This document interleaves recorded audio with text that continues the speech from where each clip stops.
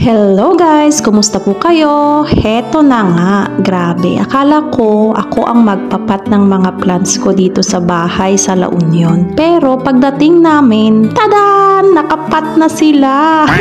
Nauna na pala at hindi lang yun. Nadiligan na rin. Oh my gosh, good luck sa kanila. Sana hindi magmashi. Feeling ko si Mami. Yan yung tawag kay mother-in-law. Si Mami ang may gawa nito kasi plantita din siya kaya siguro na-excite at tinanim na niya. Well, hindi ko naman siya sinabihan na wag muna, so kasalanan ko rin.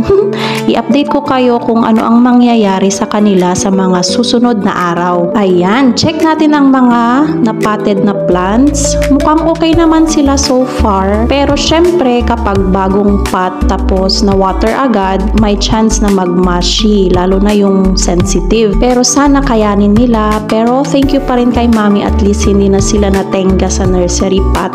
O, tignan nyo to, parang nag-a-adjust pa. Mukhang okay naman, pero syempre, observe muna tayo ng ilang araw. Ito naman yung mga bagong unbox na plants ko, na in-unbox ko kamakailan at dinala na namin dito. Kaya ako excited pumunta dito at sumaglit dito kasi balak ko silang ipat. Pero ayan, may nauna na.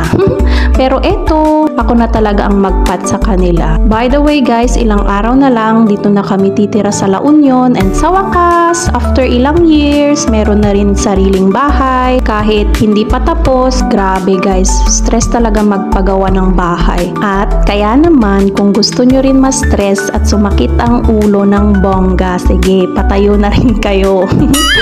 Pero kahit hindi pa fully furnished, at least may matatawag ng sariling bahay. And ito yung magiging area ng mga halaman ko. Ay, ang gulo pa. Ang dami pang dapat linisin. Pero soon, magiging maaliwalas na to. Sana. Ayan, bago pala kami pumunta dito, bumili ako ng mga pots sa DIY store. Super sulit kasi mura lang, tapos ang ganda ng quality. Ayan silang lahat. Kumuha rin ako ng ilang green pots. Yung black sana, kaso naubos na raw Heto pa pala yung mga nauna na dito. Mga isang buwan na sila dito. Kaya naman naging green na ang mga kulay. Lalo na tong si RZ na dating stress sa Baguio. Ma-brown-brown ang kulay niya dati Tanggalin ko lang itong mga flower stalk niya.